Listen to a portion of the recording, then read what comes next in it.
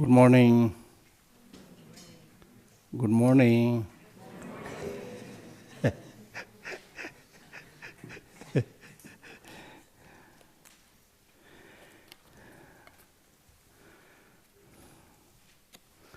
So we should go straight to the text without wasting time.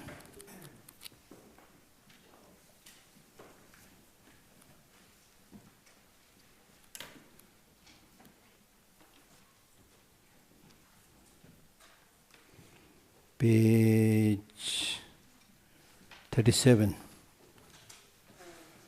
The need to realize emptiness.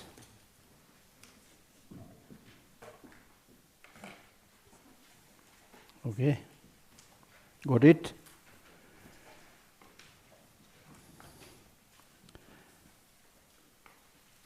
Without the wisdom realizing the mode of existence, even though you familiarize yourself with the determination to be free and the mind of enlightenment, the root of cyclic existence cannot be cut. Therefore, make an effort to realize dependent arising. Quite clear, right? So we are talking about the three principal aspects of the path: renunciation, bodhicitta, and wisdom understanding emptiness. So we have done with the two, renunciation and bodhicitta. Now he is saying that you have studied about renunciation, bodhicitta, but without the wisdom realizing the mode of existence, means without the wisdom that sees things as they are, meaning wisdom that sees emptiness. Without that, even though you familiarize yourself with determination to be free, renunciation, and mind of enlightenment, bodhicitta, the root of cyclic existence cannot be cut. Therefore, make effort in dependent origination. Right? Renunciation is very important. The determination to be free is very important. It will help you stop many of your clingings and graspings to ephemeral experiences of life. That way it is very important. That is really the foundation based on which you try to come out from the samsara. At least you develop this aspiration to come out from problems, from sufferings. And then on top of that, if you have bodhicitta, the wish to become Buddha for the benefit of all sentient beings, it's really amazing. That will destroy many of your self-cherishing attitude, which is source of many, many problems. Many problems that we experience are thinking just about oneself and not about others. So it's not to say that you don't think about others, or don't think about yourself. Of course you think about yourself. Of course you should develop compassion to yourself. But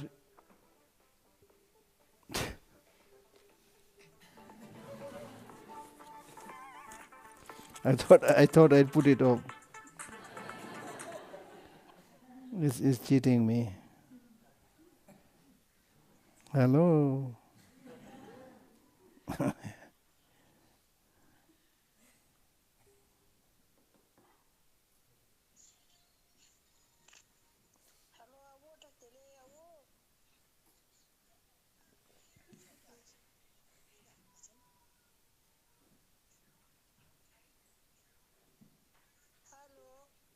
She's still saying hello. One of my cousins.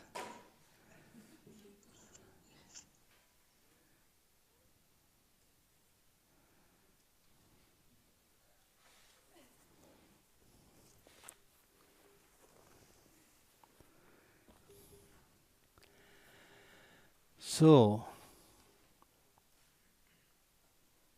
what we are saying is,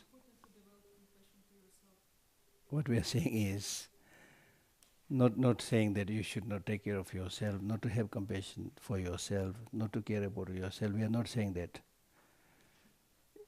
In fact, all these practices that we do is for oneself. You want to achieve liberation for yourself, enlightenment for yourself. But when we talk about not to have self-cherishing attitude, what we are saying is, Don't develop this self-grasping or self-cherishing attitude where you think just only about yourself and not about others. If I am able to get the benefit, I don't care what happens to others. That is wrong, stupid. Not only bad for others, it's primarily bad for you. It is now scientifically found that many people who maintain this kind of narrow-mindedness, think about only I, me and mine, they are prone to all kinds of illnesses, including heart attack. Scientifically it is found.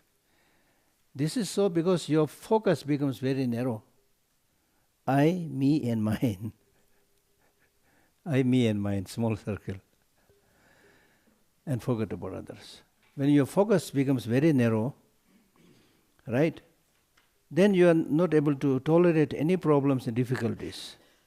Within that small focus, even if you get some small problem, you tend to magnify it, thinking that I am the most miserable person in this world.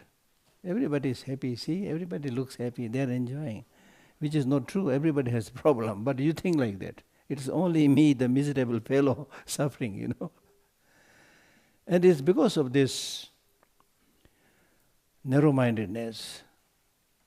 It is now scientifically found that it is because of this narrow-mindedness. It takes more time to heal. And your sickness becomes worse. And this is very important. You need to know this, very, very important. That's why we are talking so much about the importance of right mental perspective. And I have been giving this example in many of my talks. Because unless you understand that, you might think, what this monk is talking about, mental perspective. What we need is money. Money makes maya go. That's what we say. And people do think that if I have money, these days especially, many people, they think if you have money, you can do everything. And to a great extent, it looks like that. If you have money, you can now buy everything. Not only buy the material products, you can buy people.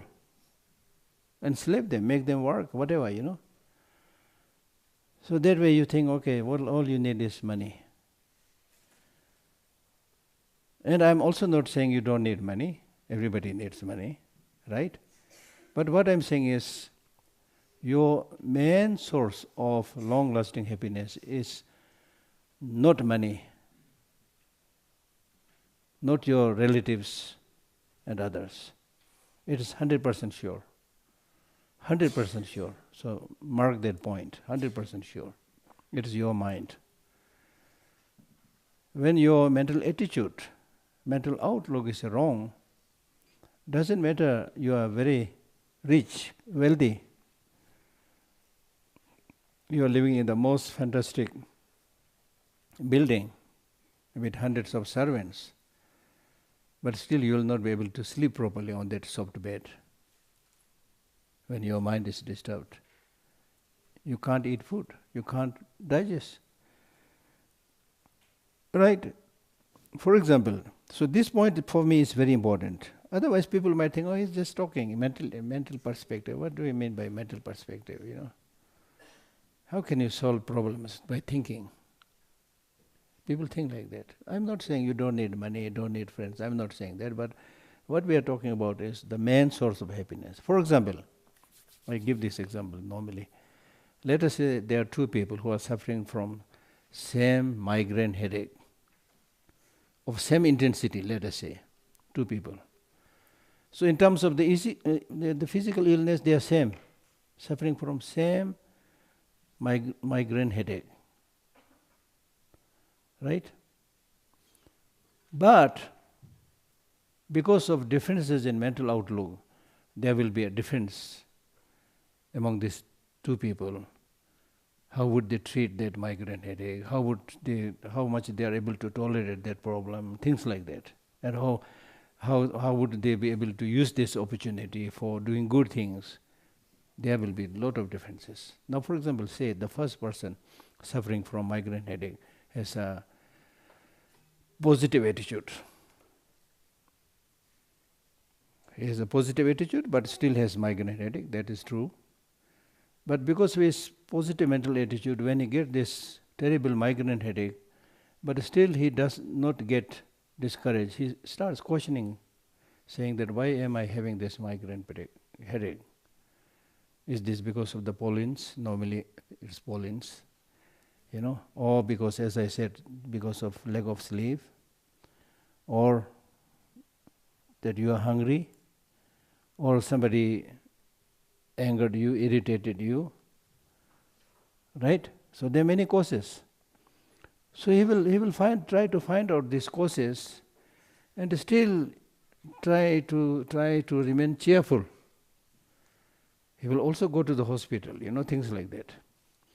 And then when his friends come to visit him, he still has this headache, but he tries to maintain that cheerfulness.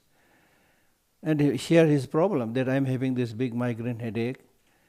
It's really terrible, still trying to smile a little bit. Terrible, this big headache I'm having today. Then the friends also, they'll say, oh, I'm so sorry, you might take rest. Shall we take you to the hospital? Shall we prepare your food? And then if he's a Christian, he might think, okay, it is said that everything is created by the God, so this must have been created by God, so there must be a purpose. So we'll take it, he will welcome it. There must be. In a similar fashion, Buddhists also say, when you get this illness, problems, it's actually a sign of purification. The results of wrong deeds are purified, so becoming cleaner. And also these sufferings are kind of challenges, where it is giving you an opportunity to see things from a different perspective, a new perspective. You learn a lot when you get problem, not when everything is okay.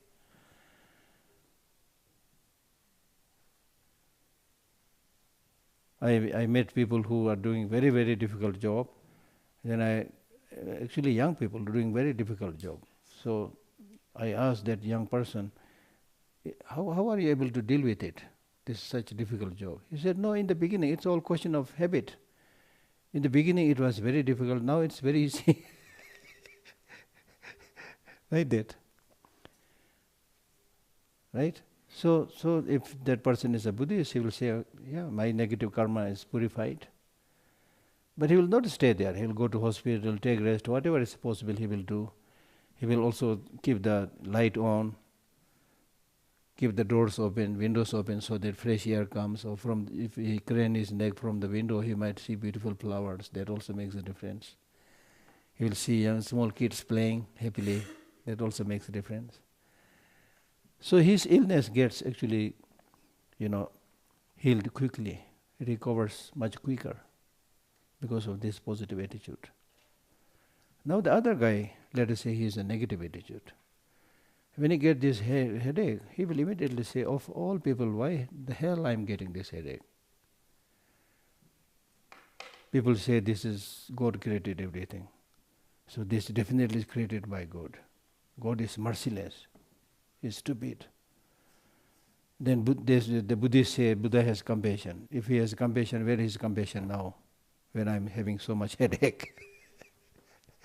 When his friends come to his room, smiling, laughing, he'd say, how can you smile and laugh when I'm dying here with this headache? Get lost. So nobody dares to come, right? Then he closes the window, closes the door, switch off the light. All he sees is darkness. Refuses to eat, refuses to go to hospital. Right? So what I'm trying to say is your mental perspective, attitude makes huge difference in dealing with difficulties. Because normally we have this tendency to just focus on one thing and get bogged down with that one thing. But the world or your life is not just that one thing. There are so many dimensions. This area I failed, but this area I will succeed.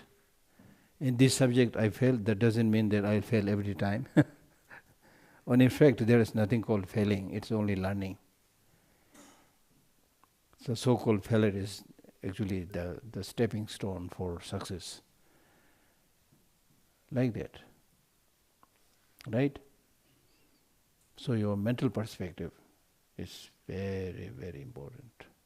And it is the one thing that is there with you everywhere you go. Your friends may not be there with you. Right now, I don't think you brought all your friends here. I don't think you brought all your relatives here. I don't think you brought all your bank balance here. Right? But you came with your body and mind.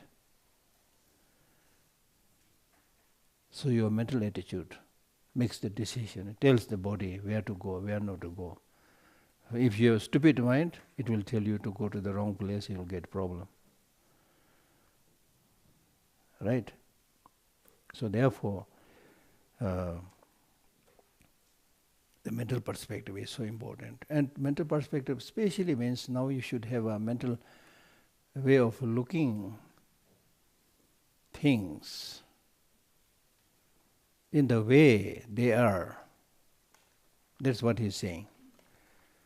You may have many other good minds like bodhicitta, renunciation, compassion, loving kindness and so forth. These are very good, very important in your life. They'll make a huge difference in your life. But if you want to get a long-lasting happiness, then you need to uproot the main obstacle on the path to that long-lasting happiness. The main cause of that long-lasting happiness, the obstacle, the main cause and obstacle for the long-lasting happiness is ignorance. You are not able to develop pure compassion due to ignorance. Harmony, ignorance. Not able to develop bodhicitta due to ignorance. Right? Ignorance of not knowing the reality. And when I say reality is of many aspects, many levels. But here we are talking about understanding the ultimate truth, the ultimate reality, which is named as shunyata or emptiness. Right? So, it is only the wisdom that sees the ultimate reality, truth, the emptiness, which can uproot ignorance.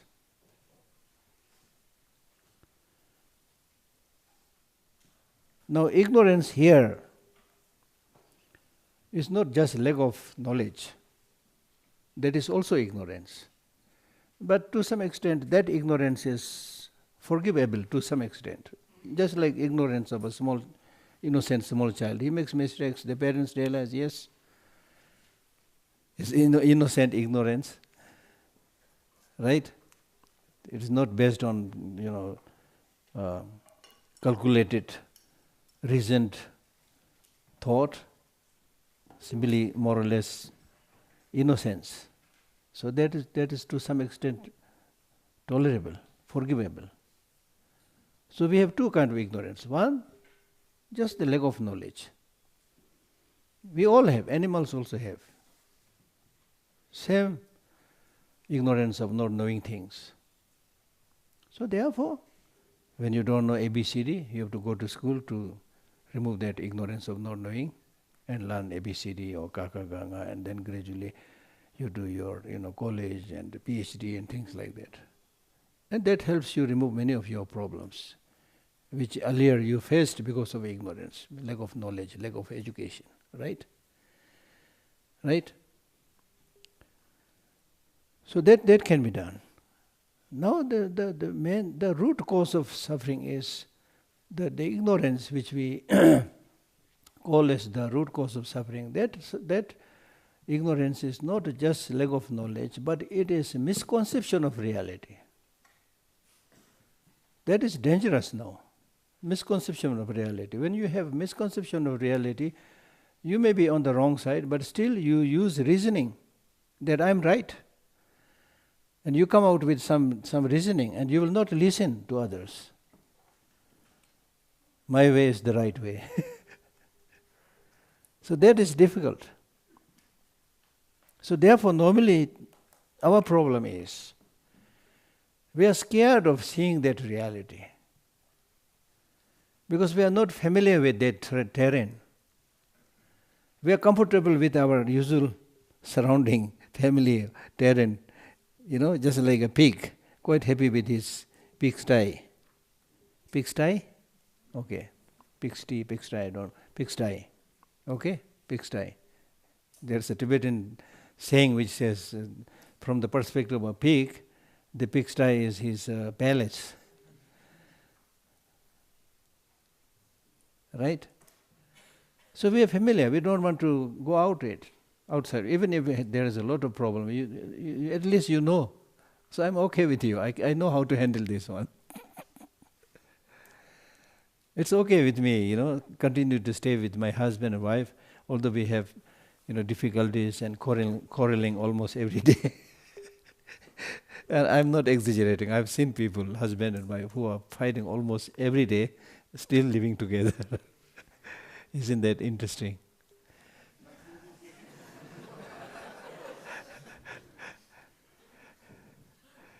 Right? So that is probably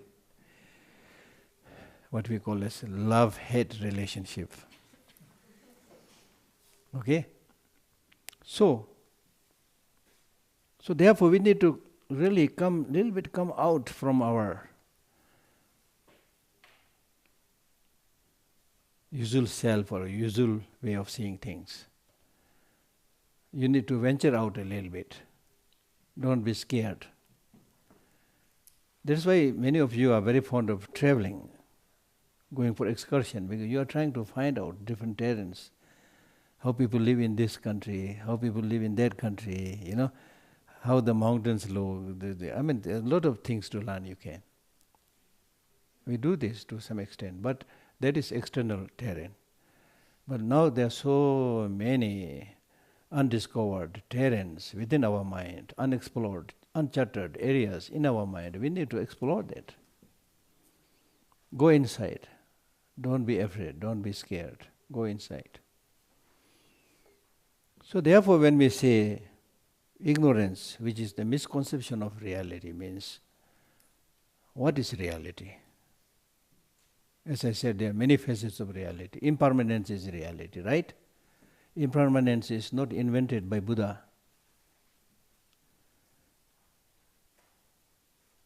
Suffering, we talk so much about impermanent suffering in Buddhism, but suffering is not invented by Buddha. Even before Buddha there was suffering. Right? Similarly, emptiness is also not discovered by Buddha. No, I should not use the word discovered, invented by Buddha. So these are all there. These are all there, but he has to highlight this and talk about it because he discovered that although these are various facets of reality, but people are turning a blind eye on these things. People will just see what they want to see, not what they should be seeing. That is the problem. People will hear or listen what they want to hear, not what they should be listening, what they should be hearing. So therefore the Buddha is saying, you should see these things, reality. You should listen to this reality. Not just stay comfortable with your cozy self. Venture out a little bit. Because he was able to clearly see all these sufferings are, that we are experiencing are kind of unnecessary suffering. There is a remedy for all this, but people don't want to come out and see the causes of the problem. Right? So therefore he is giving this teaching on 4 seals, as we call it. So misconception of reality. So now reality, as I said, there are many facets. Impermanence we need to know. Impermanence we need to know. Suffering we need to know. Impermanence we need to know, otherwise we will plan to stay here forever, which of course is not possible. Right? You have to move. You have to change. You have to accept that change. But that change does not mean that you will lose your identity. The other day we discussed a little bit about the continuity. And interestingly, yesterday I was reading a book, the very title is Continuity. So I read a little bit of it, and I found that all the philosophical traditions and science, they all talk about continuity. So that continuity, yesterday when I started thinking about it, I thought continuity, probably one way of explaining that continuity is that continuity itself is not permanent, but still it will continue. For example, if you go by the side of a running river, and then on that running river you throw some flowers, then you can see it's going, the flowers are being carried forth. You can see the continuity going and carrying with it the flowers that you put on it. So similarly, our mind travels like that, the river, like that stream. So one of the best way of explaining that continuity is that the Buddha gave this example of river. It's impermanent, but continuous. Impermanent because the same river will not continue to stay there forever. It just goes, the flow goes. Once the Buddha somebody requested Buddha to give a teaching. Then he said, you go to the river and wash yourself and come back, then I'll teach. So he went there, took a bath, came back. Then the Buddha said, no, you have to go again, wash yourself and come back. So he went for a second time, washed himself, came back, and he said, did you wash in the same river or different river? He said, same river. That's what we think. But the Buddha said, no, impossible. The river in which you bath is already gone. But because of the continuity, we say it is the same river.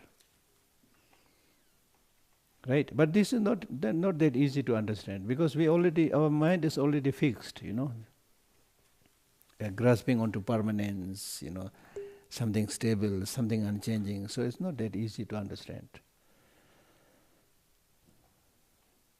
Many thinkers and writers, not only Buddhist teachers, but Western philosophers have written a lot about continuity, about identity, about the self, the false self versus the authentic self. So many write-ups are there. They're very interesting. Should take time to read some of this. Okay? So, understanding impermanence, therefore, is very, very important. Because impermanence, as I said, is not just death, but it talks about change. Because things are changing, you can become better. If the river is like not moving at all, if there is no wave in the ocean, probably there will be not much charm to try to surf on the ocean. Right? Because it's moving and changing, therefore, you can go with the flow and enjoy. So it's really understanding continuity means understanding the flow, and you should learn how to go with the flow. That's what we are saying when we talk about impermanence. It's giving us the opportunity, possibilities. If things are static, permanent, there's nothing we can do. You try as hard as you can. Things will remain like more than a rock solid, nothing you can do. Right? At the same time, you also need to know, okay, because of these impermanent things are very fragile, I need to take extra care and extra, precaution and things like that. So it gives you a beautiful view of how to handle things. Then suffering, as I already said, suffering is introduction to happiness. Suffering is something like a challenge. If you run away from challenge, difficult jobs, you can never make any improvement. Even when you go to school, mathematics is difficult for many people. But if you say difficult and give up, you will fail. So therefore, Shantideva, in the book that I distributed, it says, if you make your mind habituated with something, there is nothing that will not become easier.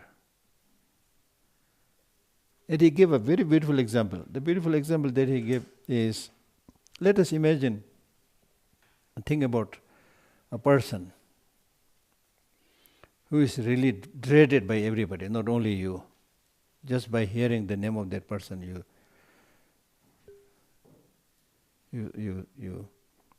tremble.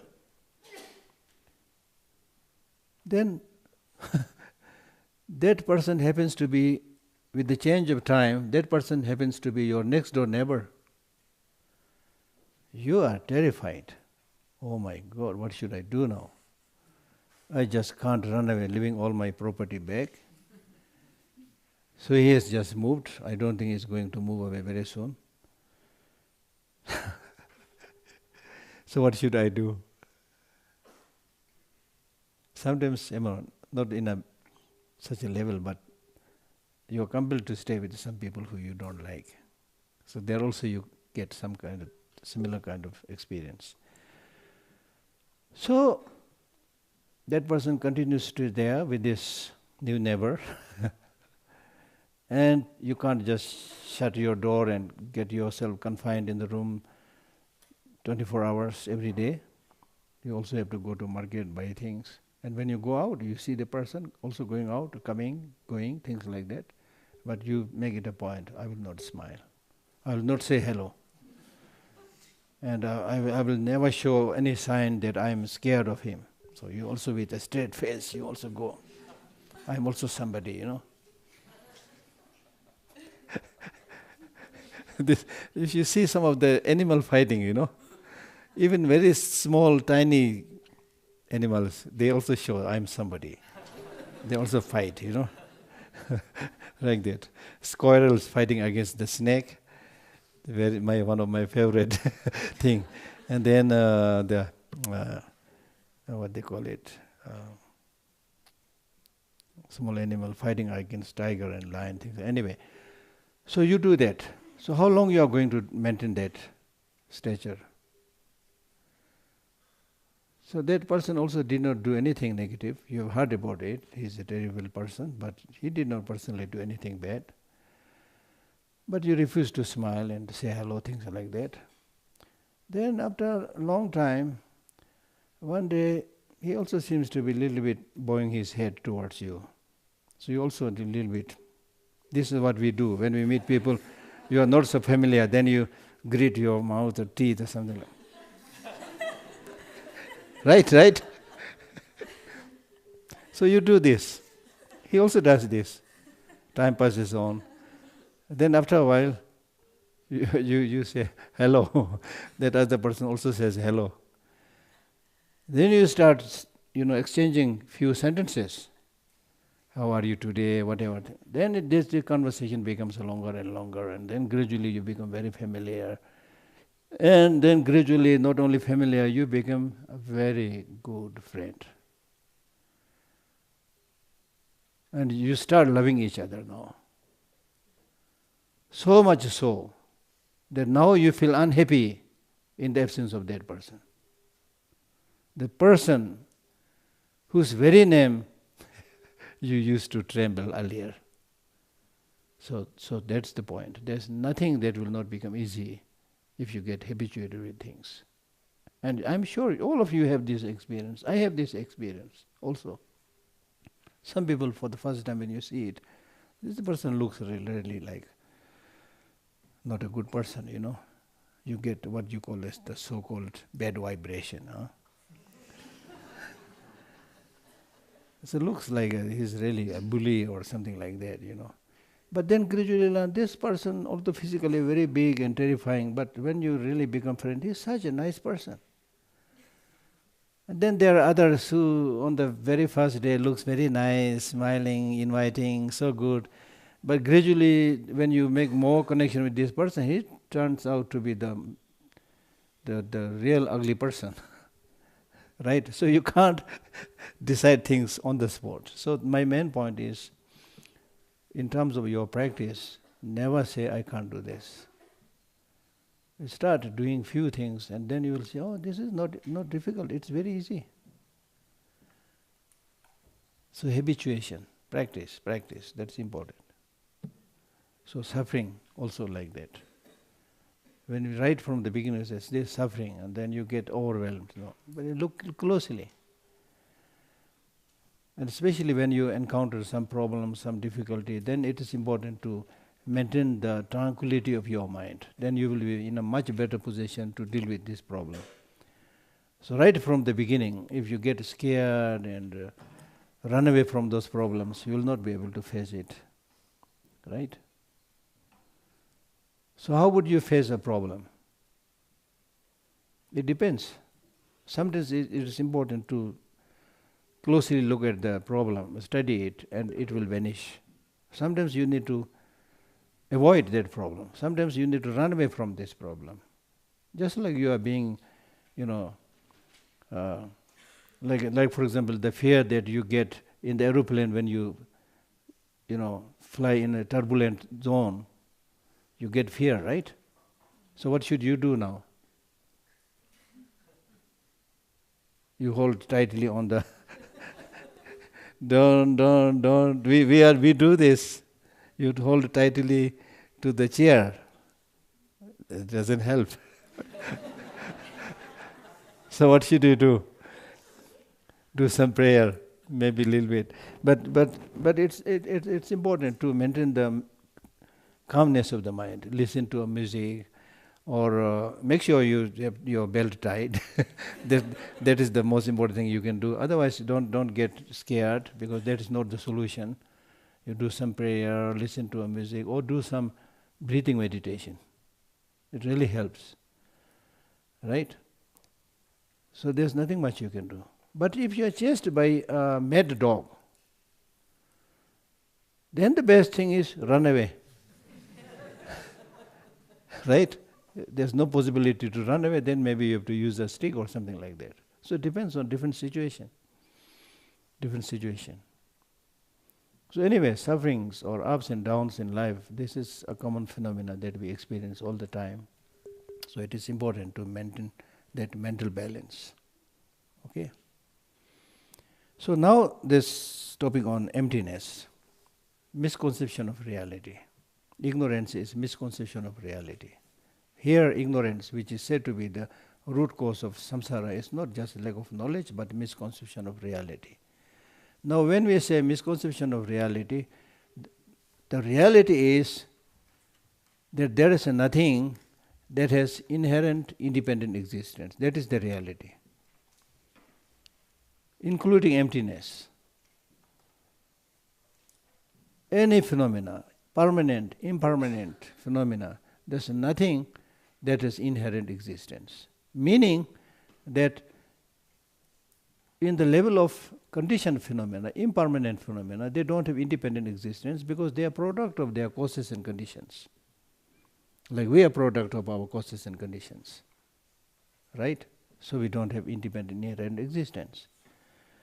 Then, in the case of the rest of the phenomena, or whole phenomena, they are just designated by our mind. If they have independent inherent existence, then it should not be dependent on the term, the designation. It is dependent on the designation. We call emptiness emptiness. That word emptiness is also designation. Right? So it is dependent on names and terms. Now this is important. Names and terms that we designate looks insignificant, but we hold so much onto the names and terms. Right? So therefore we are compelled to say, yes, we have to give names and terms, but the reality is they have only a nominal existence. Nominal existence. Nominal existence means apart from this name, if you try to pinpoint and find out that object, you will never be able to find it. Something called identity, something called person, you will never be able to find it. Right? For example, Geshe Lhakdor is sitting in front of you right now, right? Do you see Geshe Lhakdor? Do you see Geshe Lhakdor? No, you can't see Geshe Lhakdor. Geshe Lhakdor is not this body. What you are seeing is my body. My body is not me, right? My body is not me. My mind is not me. My body, my mind belong to me. I am the owner. They are what I owned. So the possession and the possessor, they are different. Right? So where is Geshe Lhakdor? Apart from this body and mind, where is it? But with that argument, you don't exist. Come on. She is really in an attacking mood. Wow! How? So hold it for a short time. Okay. So the point I am saying is, it's 100% sure. You can find that out. My body is not me, 100% sure. Are you your hand? Are you your hand? Nobody will say, I'm my hand. Nobody will say, I'm my head. So similarly, I'm not my body. So similarly, I'm not my mind. So apart from the body and mind, where is this thing called I? Or Geshe Lhakdor? Or Mary, or whatever is your name. So where is it? It's just designated.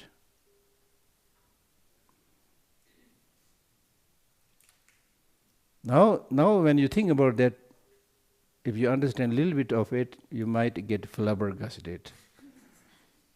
This is the difficult area. Things exist, but they don't exist as we think.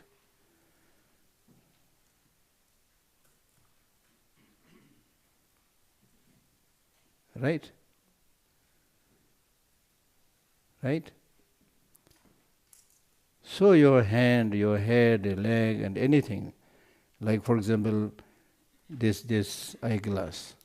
This is eyeglass, right? And then I have the microphone or something here, or here. So if I say, now I will wear my microphone, and I will now speak through my eyeglass, you will immediately think Geshe Lhakdor this morning is now out of mind. Right? Why can't I call this eyeglass and why I can't call this microphone? Why? Why I can't call this microphone? This is just a designation. Somebody give this designation name eyeglass and we have no problem with it. So okay, eyeglass. Because the purpose of giving a name is that we need to communicate to each other. Without name, how are you going to communicate? So then we give name, Joseph, Frederick, whatever. Give different names. Only for communication. But not being satisfied with this name and term, if you really try to point something, you tear my body apart, and then try to find the real Geshe Lhakdor inside and take out. You can't find anything like that. This is magic and mystery. And if you understand it, that will help you not to develop too much grasping. Earlier you used to think, especially when you get angry, how dare you say these things to me? Geshe Lhakdor, existing from its own side, ready to fight. We used to think like that, right? In our ordinary stance, in ordinary life. But now with this understanding, where is this Geshe Lhakdor? Just a designation. Why you are so carried away why you are so attached, obsessed with this designation? The other day I said, if somebody calls you Buddha, you will not become Buddha. Right? Somebody calls you dog, you don't have to bark. I've said these things, right? So that makes huge difference. But it's not easy to understand. When somebody asked Buddha to give an example of emptiness, he said it is like the space. Example, he gave us space. Now look at space. Space gives you this opportunity Space gives opportunity for everything to come into existence. If there's no space, how are you going to get this existence? Right? Space. And space means also does not obstruct. So therefore, if you understand this space like emptiness, all these sufferings, obstructions that we encounter in our life will crumble, go away. Right? We have all seen birds flying to and fro, peacocks, crows, hawks, eagles, right? In the space. Everybody is flying. Aeroplanes also now. But have you seen any birds building nest in the space? Have you seen? In the space. Because they know this is space. There's no point to develop attachment to the space. They know I can't build a house here in the space. No, gradually maybe, I don't know, with great scientific development maybe. So similar like that. Right? So therefore in this text he says, without this wisdom understanding the way things are, even if you have bodhicitta, even if you have renunciation, you will not be able to cut the root of suffering. Therefore you should understand emptiness. He did not say.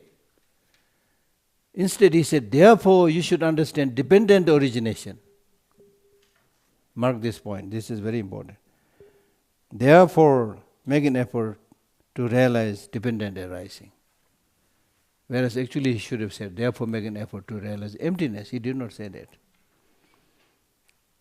This is very important. This is very important because your target is, of course, to develop this wisdom understanding emptiness, which is really the antidote to remove ignorance. But you cannot understand emptiness without understanding dependent origination. This is very important. So therefore there are teachings which say that the concept of dependent origination and emptiness should be seen, treated equally, respected equally. And you should actually pay more attention on the dependent origination than on emptiness. Because if you just right away start on emptiness, you might fall into nihilism. For our untrained mind, it's not easy. Because we like concrete people. The real people sitting there talking. If you say she doesn't have that independent inherent existence,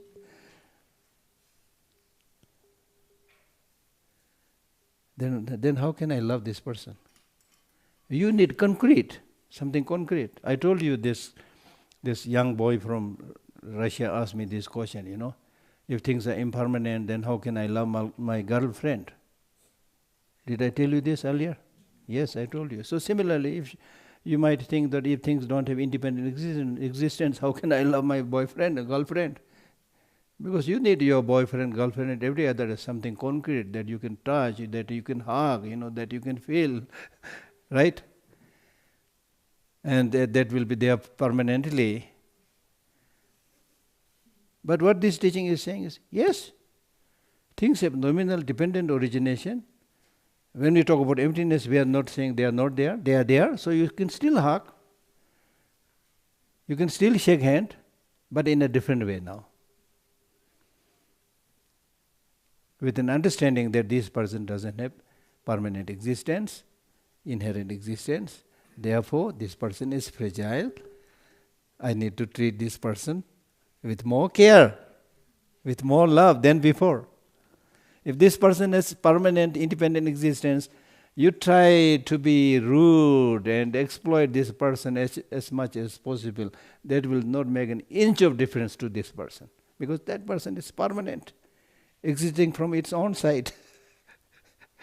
Right? Right? So therefore, we should endeavor to cut the root of this cyclic existence, which is ignorance. Ignorance means misconception of reality. Reality is that everything is interconnected, interdependent, designated, but to our ordinary mind, we think the other way. We think things have independent existence. Therefore we get stuck there. Right? For example, if you like somebody, if you love somebody,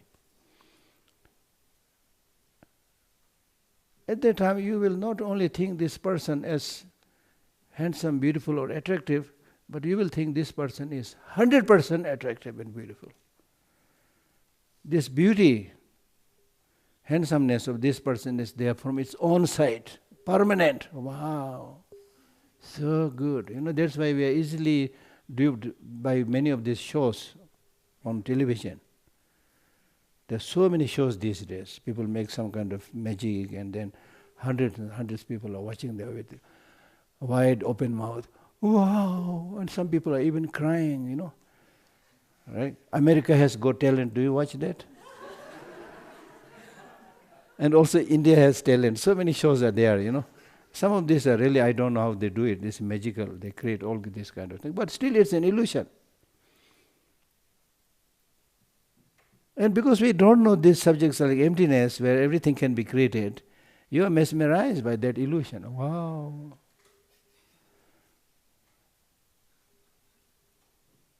Right?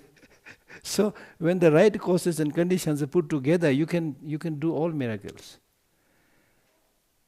Therefore the Buddha said, the power of substance is unthinkable. The power of mantra is unthinkable. Power of karma is unthinkable. Power of meditation is unthinkable. The power is there, but we have to use that power properly. Right? Now power of substance is unthinkable, we are all seeing it, I am talking here and this is being watched in not only here but many other areas. Science is able to at least transmit the body and the sound, not the other sense, taste they can't transmit. The real touch they can't transmit. Right? The real smell they can't transmit. Only the body and the sound. So at least they've achieved so much. So misconception of reality. Therefore make effort in understanding interdependent origination. So this means now interdependent origination and emptiness, this should be considered as two sides of the same coin.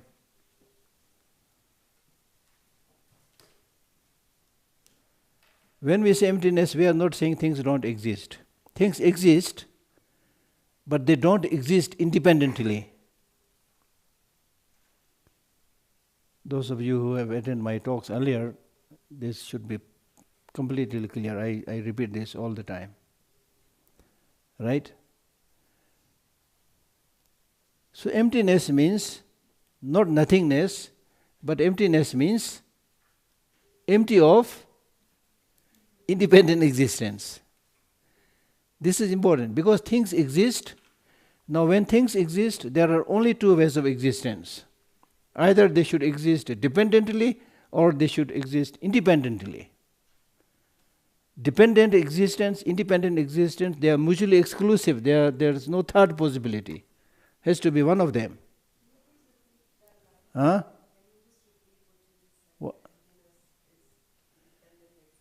Emptiness means not nothingness. Emptiness means empty of independent existence. So in order to elucidate that point, I said, when things exist, there are only two ways of existence. Independent existence or dependent existence. It has to be one of them. There is no third possibility. They are mutually exclusive. So now, which one is right? Dependent existence or independent existence? You bring any phenomena. Dependent existence or independent existence? Huh? Huh? Dependent existence. Because of dependent existence, there is no independent existence. They are mutually exclusive, as I said. So, emptiness means empty of independent existence. How do we see space Huh? You said space as an example of emptiness, right? Yeah. But how do we see space as, dependent arising and not independent? Emptiness is No, even space is a designation. Just like emptiness is dependent on the designation. Right? Okay? So, wait, hold. If you ask question a little bit later, there's more charm, more attraction, because you're dying to ask that question. I've been holding on to this for the last 10, 20 minutes. Then you can blast out your question. Yeah. Bombard with your questions. Right? So make this point clear. Things exist dependently, therefore there is no independent existence.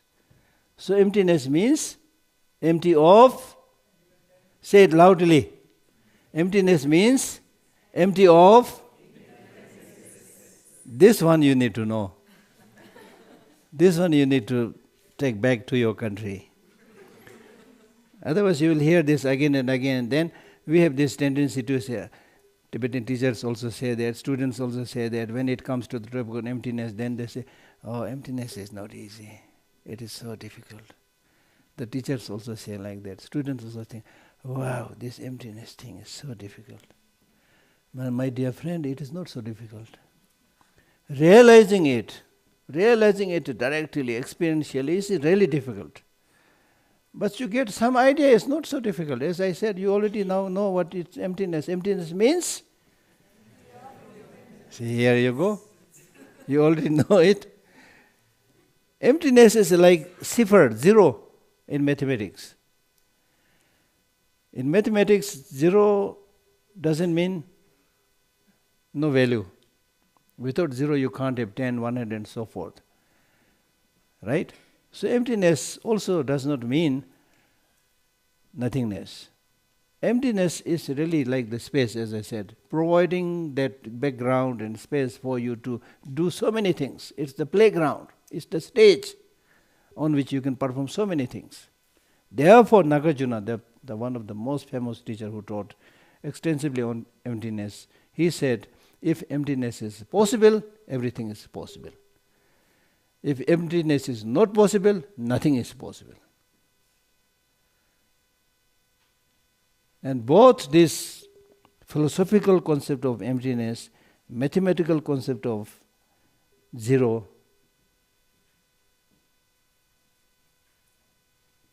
invented in India.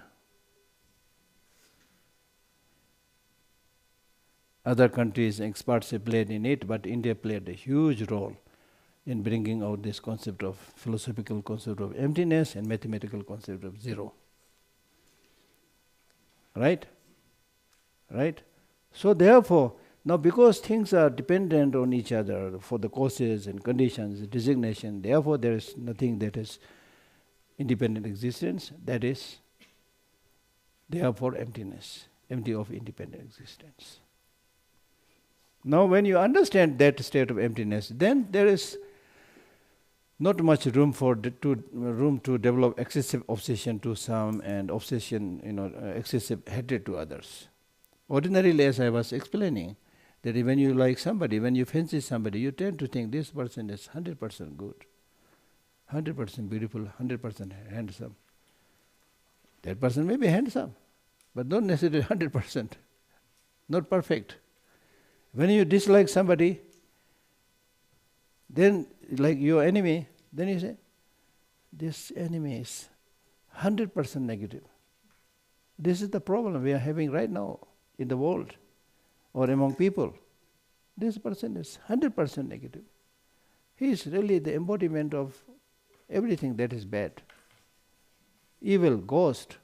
How can I talk to this person? How can I have negotiation? How can I have dialogue? But if you come down a little bit and think that person may be bad, may be negative, may have done many bad things, but still that person has any good qualities also. This person is the leader of the world, the leader of that particular country. So there may be many people who are seeing many good things in him, and indeed there may be good things also. So still there should be room for dialogue, negotiation. Right? So therefore, the purpose of understanding this emptiness is that you lessen the intensity of development of negative emotions. That is the purpose. It's not only understanding the way things are. The purpose is to again destroy the arisal of negative emotions. Right? So the best way of understanding shunyata is through understanding dependent origination. Okay, now you ask questions. Now you can bombard me. Yeah. There is one question online. Where? Your teachings have always... I'm reading an online question by Gitanjali. That's online. Gitanjali, are you online? Yeah. Geshe, your teachings have always been invaluable for me. Can I ask a question? When I see animals around the world tortured in immense physical pain, I become depressed and lose my mental balance. Please, can you help me understand how this suffering of mine may be leading to my purification? This will really help me come out of this sadness and do something actively for the helpless animals. Yeah, it is said to have said that the Buddha is said to have said to his helper Ananda, and he said, when sentient beings are afflicted by suffering, Ananda, don't lament. The Buddha is said to have said to Ananda, his helper, Ananda, when you see suffering of sentient beings, don't lament.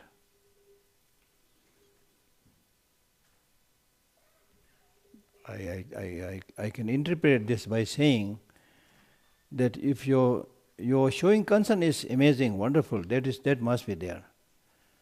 But your being completely overpowered by sadness and helplessness, that will not even help you help the animals. Because if you want to help, as I said the other day, if you want to help others, and including helping animals, if you want to help others, first help yourself. First help yourself. I have few friends who really, in Bombay I used to have one friend or fellow, whatever, a young girl. She's always carrying a big bag with all the medicines, foods, whatever, to look after the stray dogs. And very often she would come home with bruises all over her head, dog bite and things like that. So therefore, therefore it is important that you help the dog or the animals, but make sure that you don't suffer from dog bite. You protect yourself. That's important, because if you don't protect yourself, if you feel very, very sad and develop helplessness, because it is possible to develop this sense of helplessness, because the sufferings of sentient beings are too much. Sufferings of animals, too much. So many, you can't solve it. You have an Avalokiteshvara statue here. If you look at this, the statue or picture of Avalokiteshvara, it has 11 heads. 11 heads. The story goes like this. Avalokiteshvara, of course, is embodiment of compassion, has a lot of compassion. So every time he is trying to help many people, many sentient beings, deliver them from their state of suffering to state of peace and happiness one day. Next day he goes, he finds same amount of people or sentient beings. Then he helps them. And next day he will find the same amount of people, sometimes even more. So he did this repeatedly for some time. Then he said, I give up. First he made a promise that I will deliver all the suffering sentient beings to peace and happiness and things like that. But because that is the situation, he said, I will give up. I can't do this anymore. Because he broke his promise, it is said his head split into 11 parts. So now you see this statue that Avalokiteshvara has 11 heads. That is the story. Right? So at that time the Buddha, Taba, I think Amitabha, I always confuse these two things. Anyway, the Buddha, whoever, Amitabha, I think. Amitabha came and said, my son, don't get discouraged. Continue to do your work. I will always be there with you. So on top of this 11 head, there is the head of the Buddha Amitabha. That is the story. Right? So we can't, just one person can't solve all the problems. Forget about solving the problems of all the animals. You can't even solve the problems of one city. Just one person can't. But that doesn't mean you are useless. Every day you are helping somebody. That is great. That is really great. Right? So then helping the animals or whoever is not just giving food and things like that. There may be many other ways, better ways of helping it. So think about all those things. Okay, there's no need to get discouraged. Okay, thank you, Gitanjali ji. I see the name here. Yeah. Can we make there's more or less 5, 1, 2 here and 1 there? Yeah. So we can divide it. You can have like maybe one question per block. So I'll give one microphone to this block and this. Is that one question here? And there's this question. Hello. Hi. Yeah. Okay, I'm very nervous. Oh. Whew. That's why I told you to hold it. Yes. So, my question, I studied Nagarjuna in Buddhist philosophy. Very good. And I really like it. And my question is, when, like what you said, when dependent existence excludes independence, but I cannot negotiate anything without it being existent. Where is the middle way between independence and dependence? So, for example, when there would be no human being, wouldn't at least something beyond designations exist?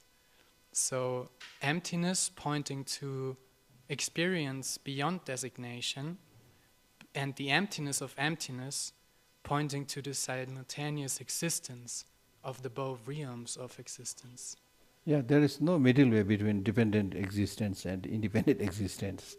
Because I said this is mutually exclusive. The example that is given in the text is this is like the owl and the crow. Owl and crow are said to be sworn enemies. They can't be together. So there is no middle way between dependent existence and independent existence, right? So because things are dependent, therefore we say they are dependent on their causes and conditions and names and designations. Without using these labels and names, there's no way you can pinpoint to anybody. But in terms of your own experience, when you realize and experience, if somebody asks us, somebody who has really, realized emptiness, how was your experience? Can you share? Then he says, Masam Jeme Hirapar, it is unspeakable, inexpressible. That is the nature of wisdom perfection. Just like a dumb person experiencing sugar. And when a dumb person experiences sugar, he is experiencing the sweetness. But he will not be able to talk about it. He is dumb. So similarly, the exact experience of shunyata, it is said, very difficult to share it.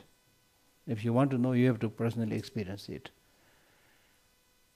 So that is the answer. Okay? Yeah.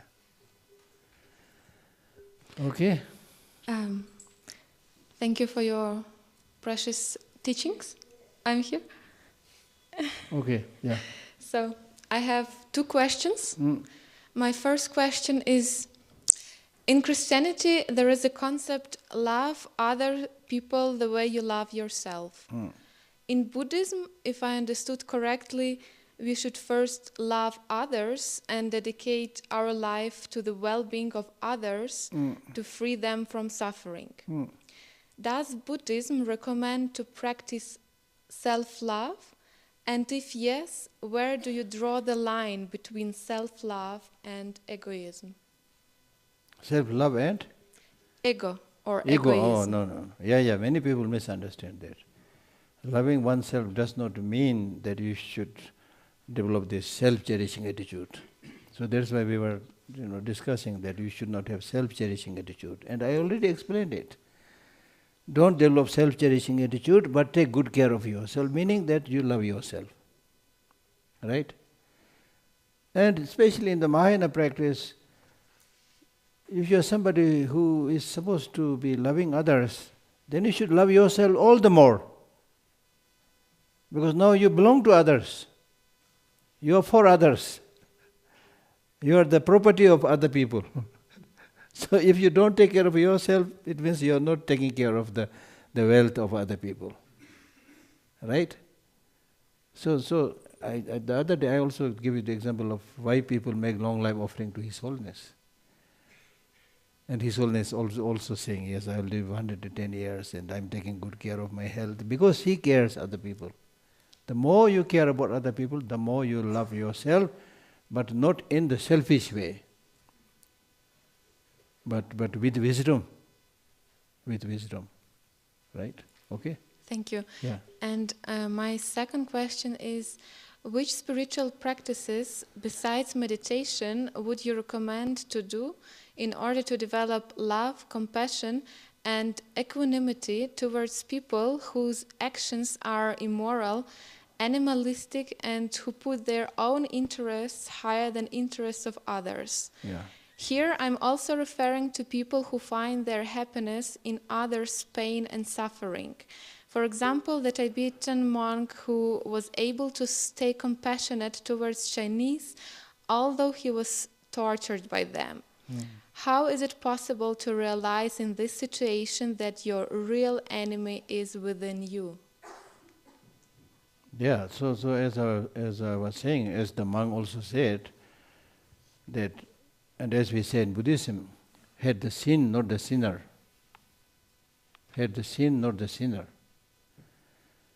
Right? To the sinner, you should develop even more compassion. Because this person is now thinking only about oneself and even enjoys when others are suffering because of ignorance.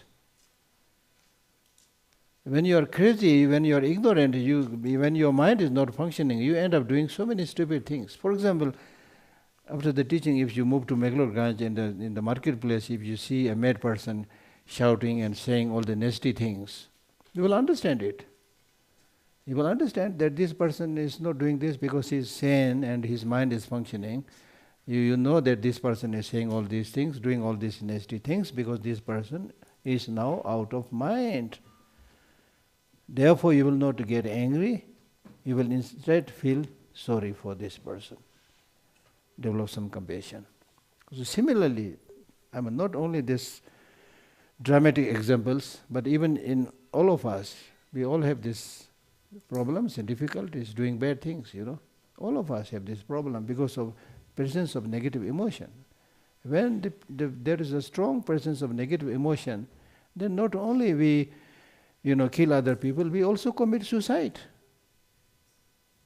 Based on the so-called self-love, which is not pure love, and you are supposed to be looking after yourself, you are not able to do that, and then in a desperate attempt, you commit yourself, suicide. So therefore, again this is from Shantideva's Bodhicharya Avatar, where it says, Nyingje jalam machi na thobar chirwa chi thasi. So when you see such people, even if you are unable to develop compassion, to get angry is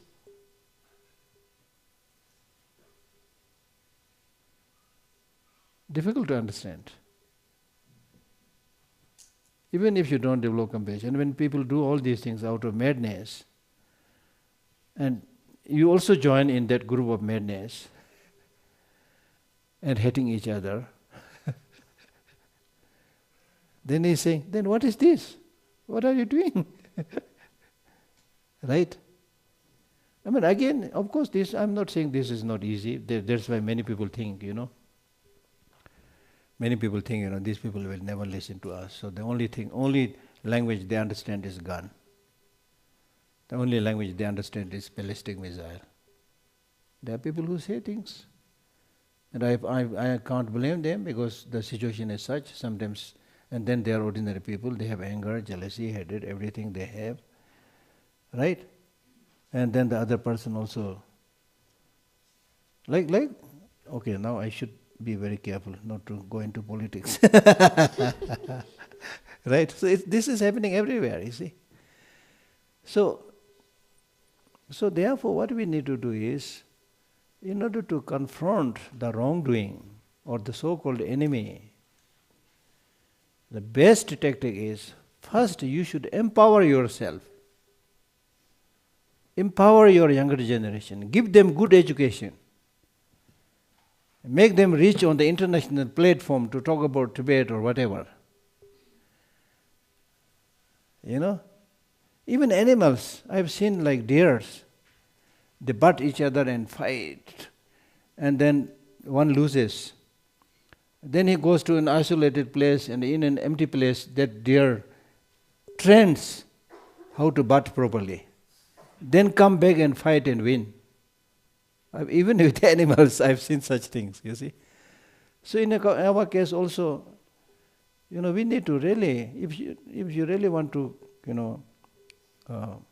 protect your community, your, nation, or the world as a whole, we need to educate people. Give the right education so that your country is peaceful. And then gradually the whole world is peaceful. And there is no quick solution. Because, imagine, Buddha was here in this world. He could not solve all the problems at his time. Jesus was here. He could not solve all the problems of the mankind. So, who are you, my dear friend? I'm not looking down upon you, but all I'm saying is, we can all make a difference. You carry your responsibility. I can carry my responsibility. So through this kind of talks and teachings, I'm also supposed to be carrying my responsibility to bring more, awareness among people, and especially with the younger Tibetan generation. I always think that I should empower them by giving them the right, mental perspective, right education, so that they are able to at least, if they are not able to look after the country, at least they are able to look after themselves. That's my top priority. I don't want young Tibetans, forget about getting country, those things are big things which we all talk about, but the least thing is that I don't want the younger Tibetan generation begging or suffering due to shortage of food and things like that. Which right now, I'm talking about future, right now because of His Holiness the Dalai Lama's great vision, his activities, even among the Tibetan exile there are not many people who are begging. They are relatively okay, you see, because of good government, good leader, system of education. So that is what we need. We need to empower people, empower women, empower men, whoever, we need to empower. Give them the right tool, education, not killing each other. The long run, that is solution. How long are you going to kill? That's why Einstein said, if there is a third world war, then we will all, to a great extent, we will destroy so much. And then after that, if there is a fourth world war, then people will fight with sticks and stones. Because we already destroyed all of the thing. Then again, still anger will be there, still, imagine. Jealousy will be there because we don't talk about these things. So again, people will fight.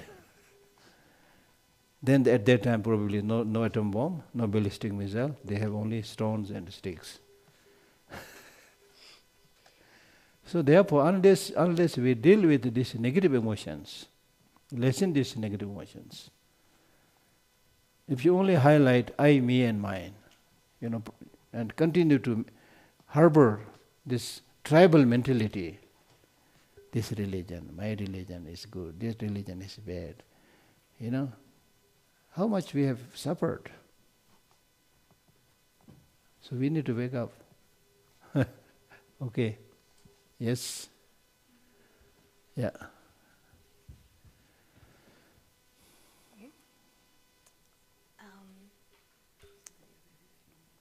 Yes. So, Geshe, I'm sorry. We have many people have asked many questions, and there was a policy that they only One question each. So please raise your hand if you have. I have this experience. During many gatherings, sometimes we say, okay, now there are many questions, only one question each. Then a clever person will get up and say, yeah, I have one question, but it is two-pronged. So he's asking two questions actually. Two-pronged question. So no two-pronged question, just one question. And because there is the last two sessions, maybe in the next one, we can ask if we can make a line in that side, so the people that want to ask another question, even you ask, have a chance still. Can you speak louder? Sure. So, because there's only one session left and there's many questions even by the people. One session, tomorrow also one session. Right. Two so sessions. Can we make a line over there, avoiding the camera, and then everyone who wants to raise a question, you have an opportunity in that side. Thank you. So now let's go to this side. Only the people who has not asked any question at all. Thank you. Hello. I would to ask a bit more about suicide. So the psychology of why that happens and of the effects of people around that person afterwards. It's easy to feel a lot of guilt and questions about what you could have done. And often, in my experience of someone who has gone that way, I've experienced a lot of kindness from them, a lot of, our friends, a lot of kindness from them.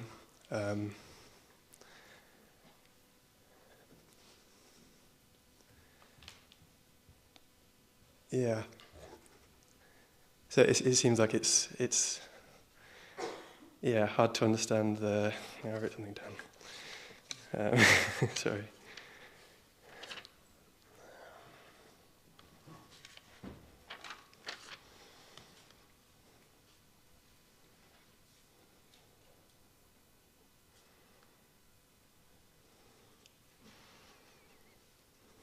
Essentially, how can we understand that, the psychology that leads to that action, and how do we sort of turn those negative feelings into something useful, something compassionate? Yeah.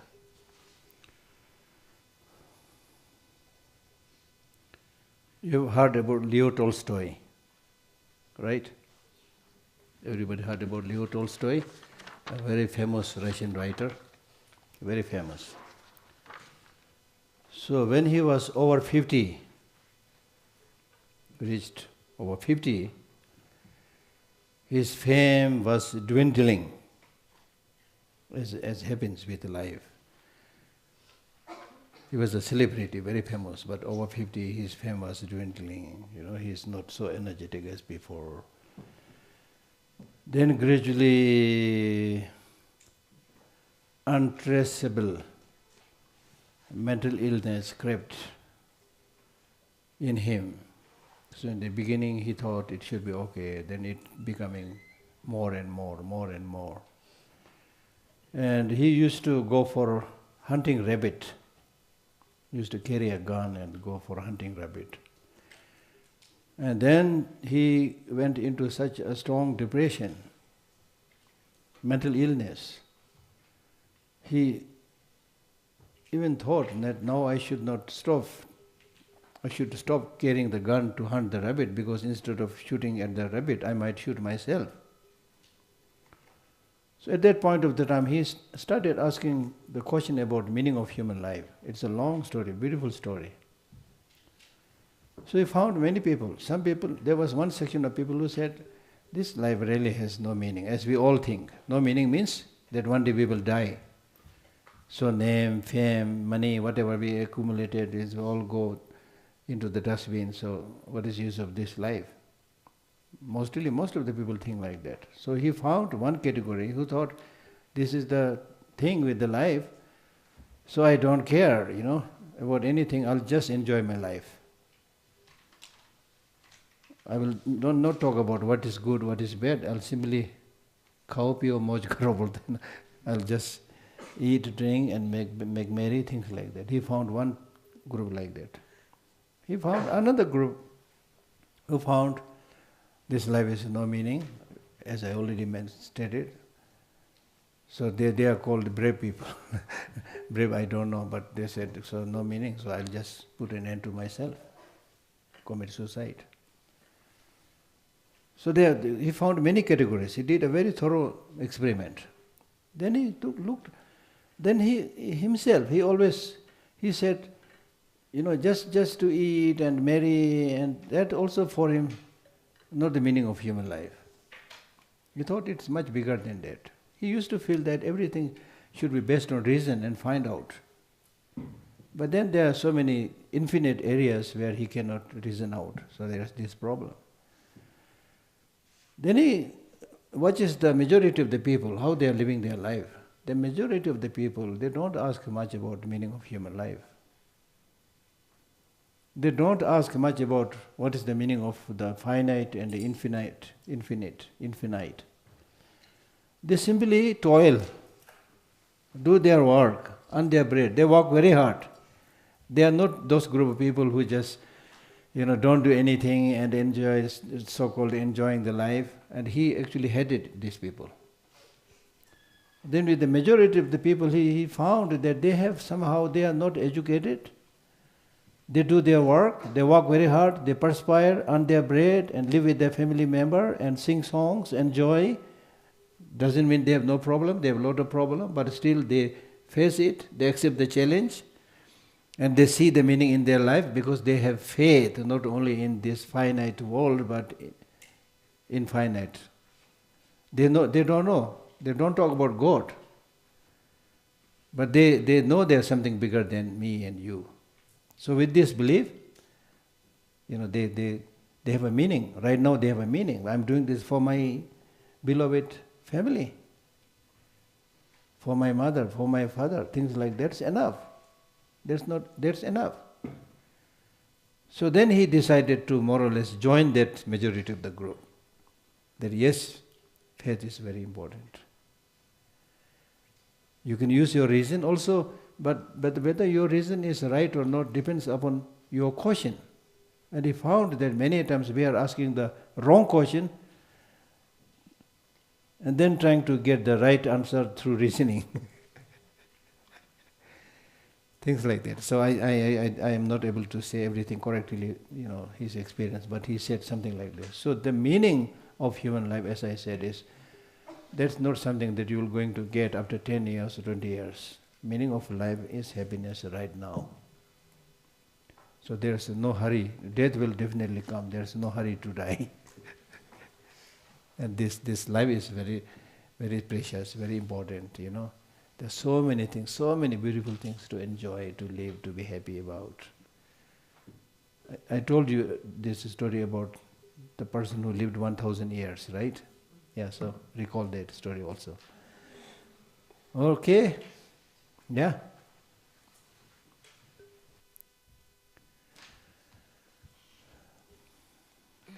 Sorry.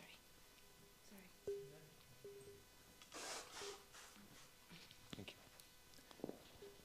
Hi, Geshe. Yeah. I have to read it. It's not an easy question for me. I have a friend, a Swedish citizen, who has been held as a political hostage by the government of Iran for over 2.5 years now.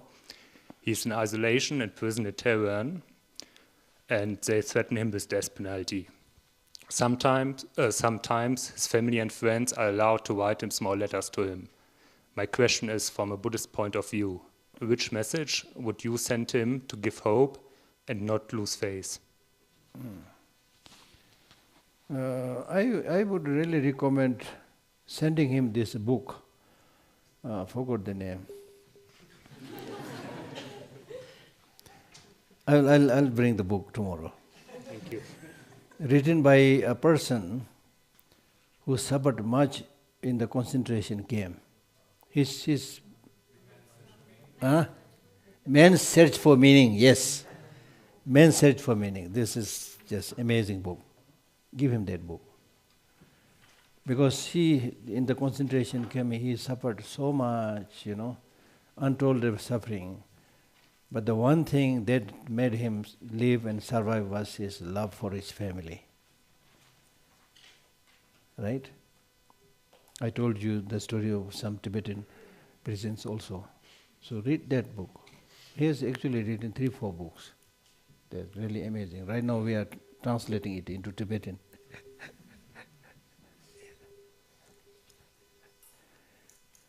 Yeah.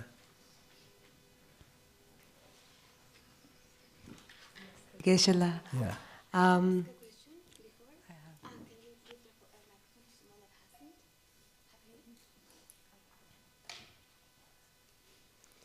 Hello. Yeah. I'm not too familiar with the Buddhist text, so this may have an answer, but from a Buddhist perspective, what is believed to happen when the collective population are all truthfully connected and embodying Buddha? Is there a higher level of ascension believed to be discovered or experienced at such a large scale? God, what was? I'm sorry. Is a higher level of experience possible if all sentient beings are finally relieved of suffering? Do we ascend to some other level? Is there a place or some kind of concept? Yes, we're all embodying and of course. connected. Of course. To Buddha. And what is that? That's why we use the word heaven. Heaven, nirvana, When you are all spiritually elevated, then, there will be no fight, no killing, no bullying, no exploitation, something like that. Yeah. So that reaching that level is by transforming and changing one's mind, not just moving to some other place, right? So when you create that really positive vibration through realization, through understanding, then, not necessarily that you have reached one of the Buddhist spiritual grounds like that. If you have reached that, for example, later on, if you have time, there is this talk about 10 spiritual grounds, 5 spiritual paths, Buddhist paths, and 10 spiritual grounds. Then it's explained in detail what will be the special qualification of that first path, the second path, the third path, the fourth path, and fifth path. And then, especially after you have reached the third path, the path of seeing, darshan marg, path of seeing, then starts the 10 spiritual grounds, first ground, second ground, third ground. And then it is written very clearly what kind of knowledges, qualifications, you get when you reach on the first ground, second level. So how those people who are on the first spiritual ground, how they live together. Those who are on the second ground, how they behave. What is their qualification? Everything is written there. It's amazing, really. Is that written from a perspective of like human 3D realm? Human beings, when they reach such a state, Thank you. It is found in the, I don't know whether the English version should be there. It is found in the Ornament of Realization by Maitreya, a very famous teacher. Okay. And also found in the end of Nagarjuna's Ratnavali also. Ratnavali, Precious Garland. There is a text called Precious Garland, Ratnavali by Nagarjuna. And there is this text called Ornament of Realization. Abhisamaya Alamkar. In Hindi it is called Abhisamaya Alamkar, written by Maitreya. So those are written there. Yeah. Yeah. Mm. 1, 2, 1, 2. Okay. Could you share, please, any practice to experience and feel emptiness? To feel emptiness. The way to understand a little bit of that is through analytical meditation. Not so much one-pointed. Analytical meditation. As the text also said, as I explained, think about how things are interdependent, interconnected. And once you know that things are interconnected, interdependent, then you will be able to conclude that there is nothing that has independent existence. So that will give you some kind of, not real experience, some insight about the truth of emptiness. Right? So analyze that, study more. Yeah. Hello, thank you for your teachings. Yeah. Hello. Acha. Okay. Hello. As we've talked a lot about mothers, I want to find a moment of gratitude, really, to reflect on our universal Mother Earth, who Yes. takes so much suffering and so much exploitation. Yes. And still she provides the soil to grow our vegetables, sorry, a bit nervous, water to drink and wash in, and trees for our books so we can study. For many, plants are considered sentient beings that have great ancient wisdom and knowledge, and can help us heal. So my question really is about our planet and the liberation of our planet as a living, breathing thing. And is samsara a construct of the mind and a consensus reality rather than attached to our planet? Yeah, true. Very good question. So in order to take care of the Mother Earth, in Buddhism we call it the residence and the residents. So this Mother Earth, the environment is our residence. We are the residents who live on this Mother Earth, within this environment. So this is our home, not only our home, but for us this is our only home. Now with the science and technology we are venturing out and trying to discover some other planets, things like that. And they are saying, oh, there is water here and there. So what? You are unable to take care of this one. And why you are doing this excursion? I'm not so sure about all these things. People who have money, who have technology. Again, I don't know. I have to be honest. I'm not saying these are all useless, stupid. I should not say that. But what I'm saying is, first we should learn to live harmoniously on this earth. Then talk about moving on to another planet and things like that. Because this is our only home. If you imagine, sometimes we don't. It's not easy for us to talk about the big picture. So it's always useful to start with small examples. Now look at your own home, own room or home or room. Do you keep it dirty? And I read a lot of books. And in one of the book I got this beautiful advice by saying the first thing that you should do is at least you prepare your bed nicely. Don't leave your, everything unprepared, Make everything clean. And in Buddhism this is a spiritual practice. Because you always feel Buddha can be anywhere, Bodhisattva can be anywhere. You're not seeing them doesn't mean they are not there. So how can you stay in such lousy, dirty way? So, and then that cleanliness of the room also contributes to purity of your mind.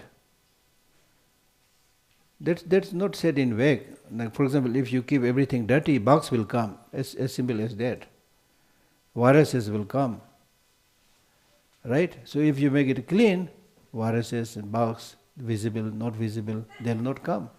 Like in my own room, I know it's not a perfect room, it's ordinary room. So during the rainy season, if you don't clean it properly, then you get the scorpions. Day before yesterday, I think, yeah, I was having an online program with the Tibetan community overseas. So they wanted me to do this interview or talk on Telegram, about which I have no idea. So I requested one of our staffs to come, and he helped me. And at one point he said, "Geshe, here is a scorpion." Said, "Yes, I didn't clean my room, that area, you know." So what I'm saying is, it's really important to keep surrounding clean. Not only your room, but the area where you live. In places like Dharamsala, this is a place where His Holiness the Dalai Lama lives. Right? So we have people who on and off clean the area, things like that, but then we have so many visitors, tourists, it's not easy to manage. But then in Dharamsala locally, among local Indians, we also have garbage warriors. We are working together with them and how to create more environmental consciousness and things like that. So much of the sickness, illness that we get, including COVID-19, right? These are all because of pollution of the environment and so forth, right? So we all want to be healthy. And how can you be healthy when the environment in which you live is not fit for living? Air is polluted, water is polluted. So we can't just keep on blaming everybody, but at least play your part. That's the solution. Play your part and possible mobilize more people, because the way we are, running the world today is almost like, I'm not trying to give you a pessimistic picture, but it's almost like, moving towards committing a global suicide. The trend by which we go, especially the protection of the environment, if this goes, the destruction that we are doing with the environment, if this goes unchecked, very soon there will be shortage of water. And that will be much more dangerous than COVID-19. With COVID-19 we had at least came out with vaccination, things like that. If there is no water, is there vaccination? If the air is not fit for using, is there a vaccination? It's very dangerous unless we think much in advance and not only talk and have conferences, but we need to practically do things. So we need to create this global consciousness of protecting our only home. And then here, sometimes, I think there is a big gap between technology and science. Scientists really have a lot of knowledge about the state of our environment and things like that. And those findings, those informations are not effectively shared among public. They should be shared. What we share is the technology, the mobile phone, the latest mobile phone, things like that. And by using this technology, you show people killing each other, things like that.